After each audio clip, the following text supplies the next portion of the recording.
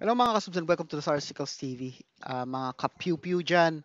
So, ito yung second part nung reaction video ko sa currently ongoing. Today yung last day ng DSAS 2024. 30th DSAS by the way. So, itong video na to, 28 minutes. So, hinati natin sa tatlong parts. Again, ito yung part 2. Ko-cover natin for the most part yung mga prices para hindi tayo ma-demonetize. So, kung gusto niyo siya makita, punta lang kayo, ito yung link ng video na ginamit ko sa aking reaction. So proceed tayo. Ayan, pinakita ba yung price? Oh, may mga prices, ang bilis naman. So si Rock Island Armory, siya rin si si Armscore. Kumbaga parang RIA kasi more, yan yung ginagamit nilang name sa abroad, lalo sa US. Pero dito kasi mas na familiar na tayo sa sa pangalang Armscore. So yun yung mga nila. Ito GI to na 1911. GI style siya kasi yung iron na sight, tapos ito lang na niya, medyo rubber yung meron diyan yung variant na kahoy yung niya, grip niya. Ito yung old school na yung mga serration, tapos yung beaver tail niya, yung maikli pa, yung yung GI nga. Tapos yung hammer, yan, GI na GI ang datingan. Yung logo nandito lang. Kaya yun, swabe siya kasi yung iba nandito, di ba? Yung iba napapangitan pag nandun yung logo sa may slide mismo, sa may pinakagitna. Kasi kinakain niya yung ano, basta nakakaano daw sa aesthetics. Swabe na yan, yung mga kahit yung standard GI, hindi ka mapapahiya diyan.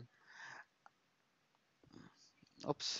Ngayon, yan, when it comes sa 1911 yan, ire-recommend ko yan si Armscore kasi nga ah, owner rin tayo ng 1911. Meron akong yung Medtac na 2011 yata yun, 2011 na version.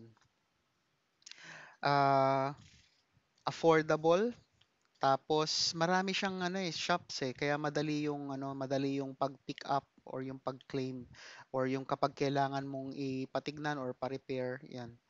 Very accommodating yung mga tao diyan, babait kausap. Hindi sila yung very patient sila, masasabi ko. Yan, tingnan natin kung presyo pa rin. Presyo ng Pero presyo dapat mga barrel naman ipakita. Ayun, yung lang with ang masabi ko lang with the 1911, ang considerations diyan. Syempre mabigat 'yan kasi all steel 'yan. Kaya kailangan masel-masel ka diyan para ito yung hammerless, ang kagandahan niyan very concealable. Kaya nila inaalis 'yan or walang hammer. May hammer 'yan, hindi lang kita. Para kasi yung hindi sumasabit sa damit. Kasi nga concealable nga, 'di ba? Ang ganda ng finish niya, no? Parang nickel style ba yun? Basta hindi siya yung makintab. Maganda rin nga kasi para concealable din na kasi pag makintab, kapag sa malayo makikita mo kaagad Although yung dahil sa color niya, medyo may visibility siya kung para kapag blued yung revolver.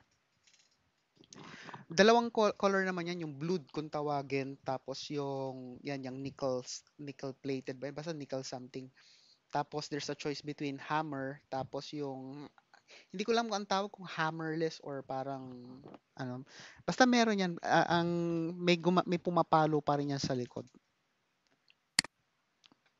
Hindi lang ayan, ito yung parang black na variant. Ito naman yan, no, ang ganda lang nung finish nung kahoy, no.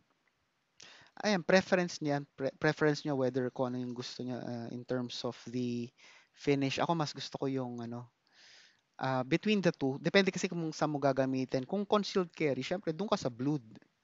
Pero kung naman, parang sa bahay lang, okay lang yung nickel kasi maganda rin yung color niya, no? Kung double wielding ka, nung ganda rin, no? Isang silver, isang black. Para kang cowboy. So, ayan. Ano pa ba meron? Ang sipag nung nag-video, talagang kinunan niya yung mga pricing.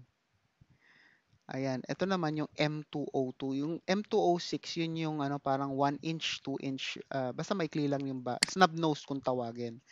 Eto mga ano yun, ito mahaba-haba, mga 4 inches siguro 'to.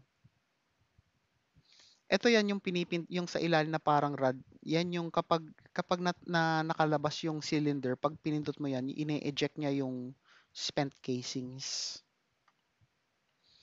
Ayan yung mga striker fired, ayan yung STK nga, STK series. So striker fired siya katulad ng mga popular na brands like yung Glock, yung mga Signa P series yata yan or something. Ayan, ayan meron din ako niyan. Maganda in fairness ang STK, pero yun nga dahil all steel siya, medyo may kabigatan. Kaya ah, kailangan may konting lakas kumbaga para i-wield siya.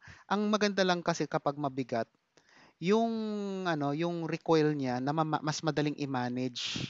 Yun yung difference na kapag magaan yung barrel versus mabigat yung barrel. Kapag magaan yung barrel mo, magaan siya i-carry, pero ang problema kapag pinutok mo yan, yung recoil niya, kung ikukumpara mo sa baril na mabigat, mas ramdam mo sa magaan na baril. Opinion ko yun.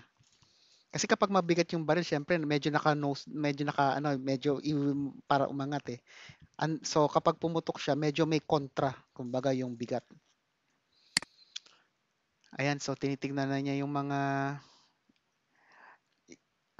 yung STK, ang nagustuhan ko rin diyan. So bukod nga sa solid na bakal, ano rin siya, yung maraming colors yan, mga 17 or 18 na colors. Tapos yung ano niya, parang ang dali mong, medyo familiar ka sa color. Kunyari, yung merong pink, di ba? Yung bazooka pink. So, imagine mo, yung kulay ng bazooka bubble gum, ganun na pink. Tapos, ang dami niyang option ng, iba-iba yung flat dark, yung FDE niya, ito parang flat dark, ito parang olive yata to eh. Tapos, um, nung una nilang nilabas si STK, kung ano yung color ng slide, yun rin yung color ng frame, di ba? Recently, minimix and match na nila. Kumbaga, iba yung color ng slide sa ibabaw, iba yung sa baba. Hindi naman yung as if green tapos blue. Hindi naman yung ganon. Yung parang, yung mga magkakalapit na color, para lang parang magkaibang shade ang datingan niya. Kaya maganda.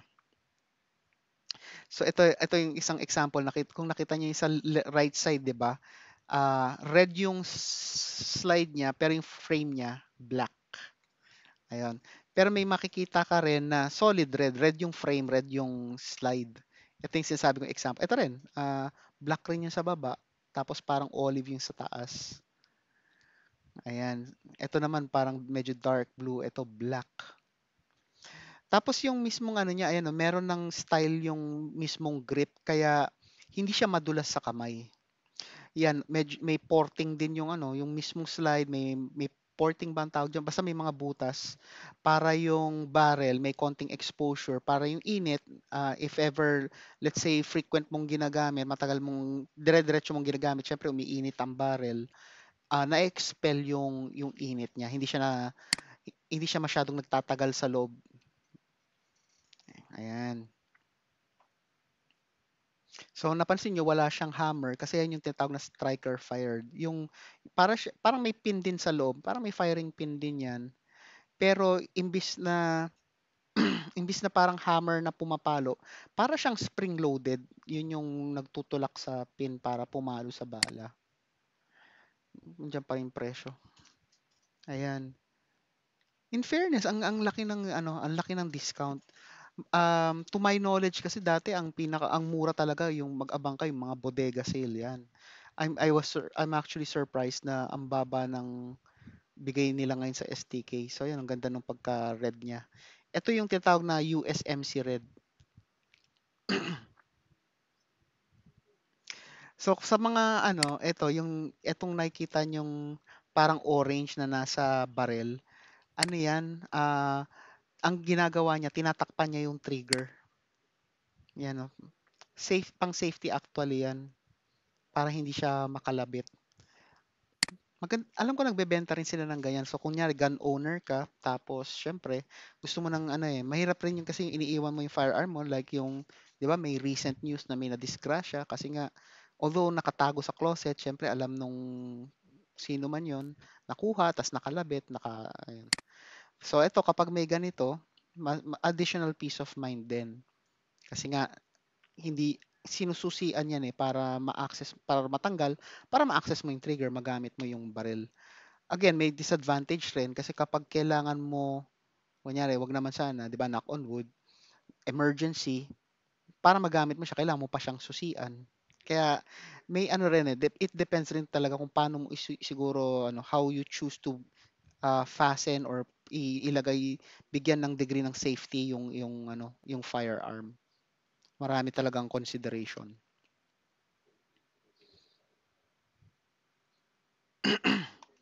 Ito puro STK naman siya. Ang haba. Tingnan nga natin gaano kahaba ba ang STK nila. Ang haba pala. Kaya naman pala eh. Sige, medyo i-fast forwarding na natin. Ano yung next? Hindi. Hanggang doon pala ang STK. Halos isang ano. So, yung buong 10 minutes, STK lang usapan natin. Pero ako, sa RIA ngayon, ah, ang medyo wala siya sa video, pero ay nandito na siya sa Pilipinas. I like yung ano, yung AL series nila. Yung AL series, ano yon, revolver yon. Tapos, kaya ko siya nagustuhan kasi yung chambered siya sa 9 mm. Usually kasi ang mga revolver, ano yan, yung mahahabang bala, yung 38 Special, 357 Magnum. Si AL9, naka-chamber siya sa 9 mm, which is pang pistol. Pang pistol siya na caliber. Hindi siya talaga conventionally pang revolver. So, ang kagandahan nun, kunyari, meron kang 9 mm na pistol, kunyari yan, may STK ka or may Glock ka, yung bala nun, yun rin yung same bullet na ginagamit sa revolver na AL9. Kaya maganda siyang backup gun. So kunyari, let's say nasa military ka or nasa law enforcement or VIP protection agent ka, let's say 9 mm yung sidearm mo. Kung 9 mm yung sidearm mo, ah tapos ang backup mo revolver, iisang bala lang sila. So walang problem, hindi mo kailangang magdala ng extra na bala. So let's say for example, yung sidearm mo nag-jam for what reason, or let's say failed to cycle or what have not.